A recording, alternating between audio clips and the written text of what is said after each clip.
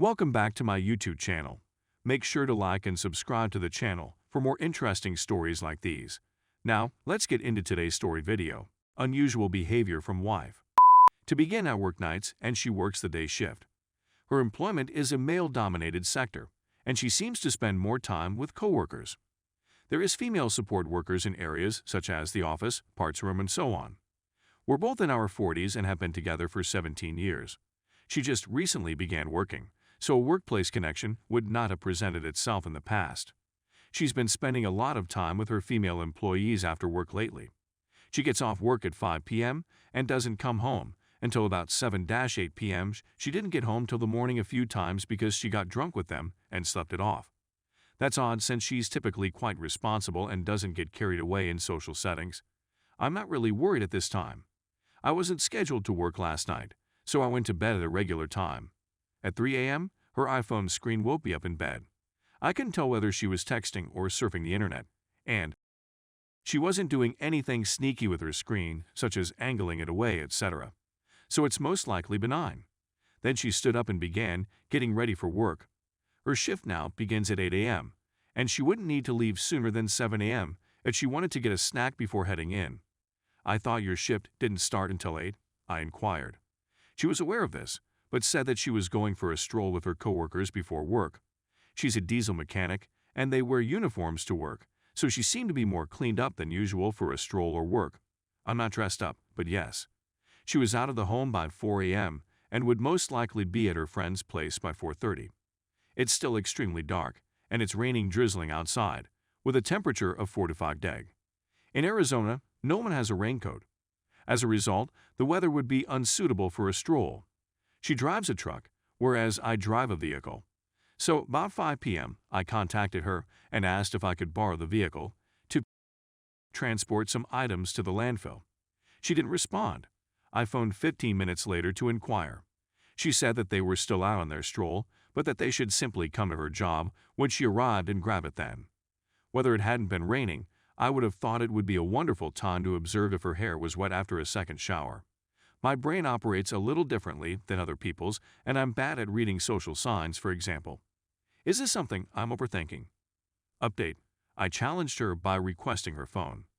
She attempted to change the script by demanding my phone and the password, so I handed it to her. I have nothing to conceal, and I don't even have time to meet new people. Anyway, I went through her texts and saw that the one discussion I intended to have was conveniently omitted. So I entered her phone number, and her boyfriend's or whoever's name appeared. I gave her the phone and told her I wanted to view his text messages with her. She appeared surprised, but I told her everything I knew, such as how she texted him before leaving the house today and when she returned, and how I knew she was with him when she was purportedly in Vegas. She pretended she didn't understand why our phone company had many pages of messaging logs between her and him.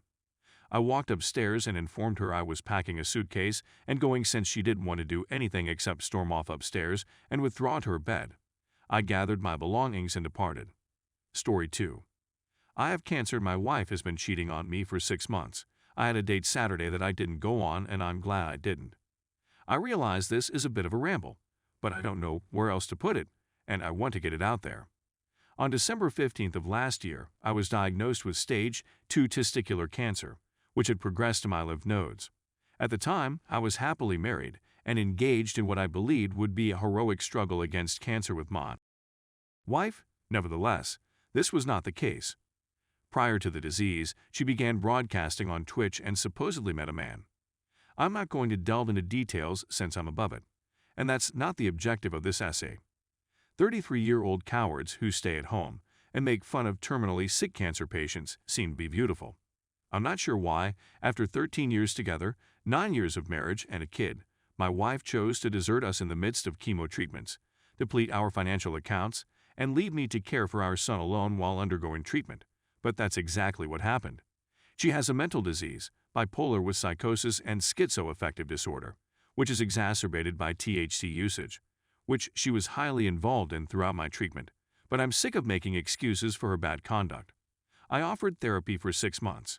For 6 months, I refused to notice the indications that were there in front of my face while she informed me she wasn't cheating. On my last day of treatment, May 15th, I discovered a parking ticket from his vehicle in her wallet. So, while I was being shot with poison in order to survive another day, she was out cheating. Throughout therapy, she continued to deceive and mislead me. She kept leaving for days at a time to visit him. She dismissed me from our health insurance despite the fact that I need a life-saving procedure known as RPL and deeds to permanently eliminate the cancer. Her indifference to me morphed into outright antagonism to my very existence.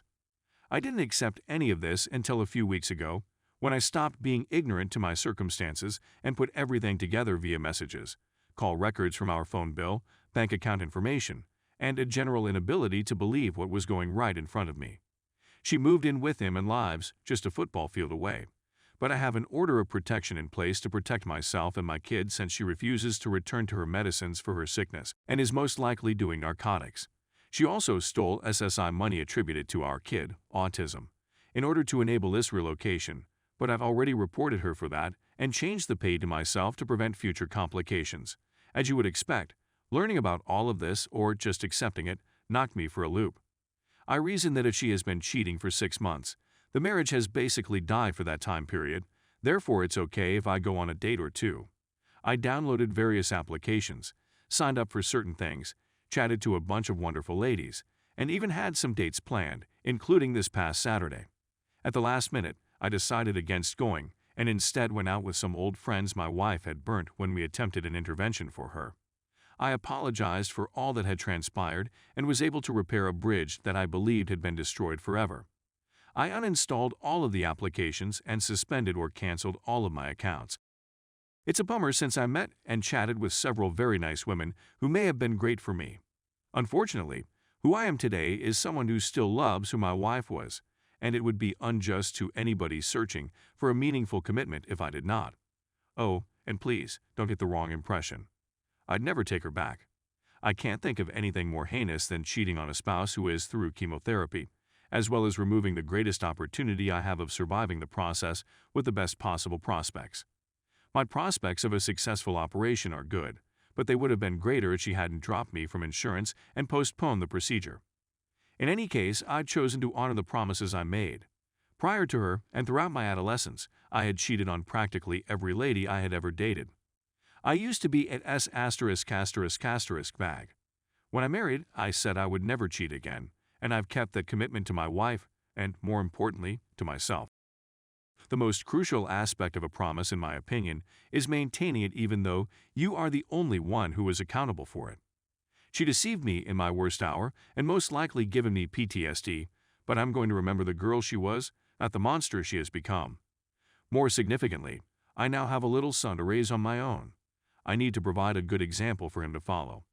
When he's ready to speak about the entire thing, when he's able to comprehend it, I want to be able to look him in the eyes and have no regrets about how I handled myself. I want to be the person he believes I am, or as close to it as possible. Don't misunderstand me. I'll think about it when the divorce is eventually filed, decreed, litigated, and completed, and she no longer bears my name. Even still, for the time being, the emphasis of my time and resources must be on him.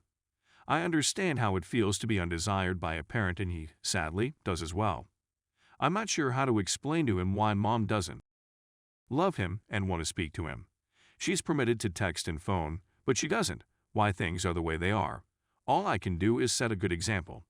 He will always bear my name, but she will not. I applied for a federal position that needed a secret clearance about a year ago, before the illness, and just learned that the inquiry was ruled in my favor, which means I'll be a federal agent. It's ironic that a dream I've had since I was 12 only comes true after the toughest difficulty of my life. But at least something went right. Since I found out, this has been the most soothing thing I've done. Thank you for taking the time to read this far in my tale.